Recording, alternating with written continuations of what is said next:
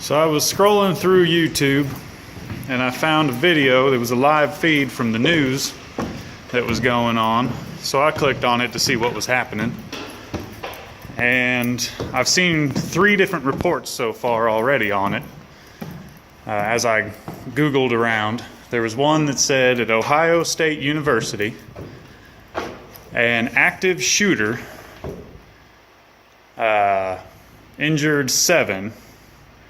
I heard a report that said it was a guy that ran over a couple of people and then got out with a butcher's knife and started stabbing them or slashing other students. And then I saw another one that says active shooter hospitalizes 10.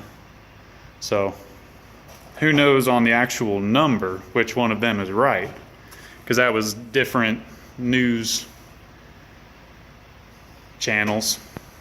And now from what I've heard in the past and what I've seen to kind of be true is that the first wave of info that comes in is usually wrong.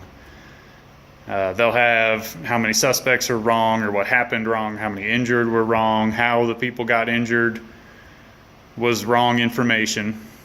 So you just kind of have to wait for them to get done with all the investigations and all. But one thing that immediately kind of caught my attention and I decided to look it up: Ohio State University is a gun-free campus. So all of these Hillary supporters and everybody out there that wanted it to be a gun-free campus, look what happens. Now, to their credit, they do have training that they were talking about that they said was keywords are put out saying fight, run, or hide, reminding people of their options, and that's just kind of like their emergency phrase to let everybody know in a quick way something's going wrong, get out of the way, or be prepared to fight. So it's good that they did have some kind of plans, but the information that I heard was some guy came driving down the road, hopped over the curb and started driving down the sidewalk, and he ran over a few people, and then he stopped the car, got out, had a butcher's knife, and started slashing people that he had just run over and other people that were around. And everybody either runs and hides or get ready to fight, but he's got a knife, you don't got much.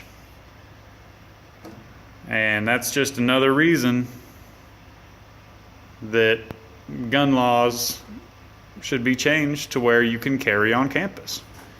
If this had all started, somebody looked over and saw this guy running down the sidewalk, mowing people over with his car, and then getting out with a knife and start slashing people, somebody could have done something and either forced him down to the ground with the just showing a gun, or I'd say they're within their rights to shoot him.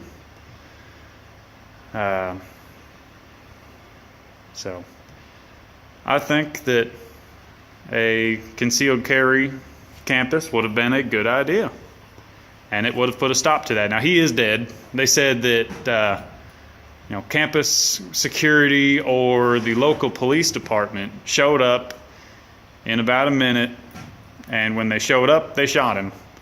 But before he was stopped, after people called the police, he had already taken down 8 people from that news story. It could have been 7, could have been 10, could have been more. I don't know. But moral of the story is it could have been lessened if somebody there had been carrying a gun. People say, oh, just call the police. And luckily the police were nearby, but they still weren't quick enough because the guy managed to put 8 people in the hospital before he was stopped. Then there's a lot of gun people out there, a lot of anti-gunners out there say, oh, you don't need a gun, you can call the police, or you can talk to them, you can reason with them. If he's already in the process of doing something, there's not any talking him down and trying to use logic to say, oh, what you're doing's wrong. Everybody should just be nice to each other. That's just not the world we live in. We live with a lot of crazy people. Seems like more people go crazy every day. Maybe it's just more televised or more there's more avenues to put the information out there than there used to be. But campus carry, I'd say, would be a good idea. People would think twice before doing that, and if they said, screw it, I'm doing it anyway, the incident would be lessened. So hopefully, at least, if nothing else, people will learn from this, and they'll take another look at saying, okay, maybe we should take a second look at this campus carry idea. From what I've heard, nobody's died. They're all just hospitalized. A couple of them had gone through surgery at this point, and nobody was listed with life-threatening injuries. There were some people who had, from being run over by a car. There's going to need to be some medical stuff for that, being slashed. But I haven't heard any reports of any serious injuries, life-threatening injuries. I haven't heard about anybody dying. It's just a pretty bad day for them. So hopefully they'll heal up quick.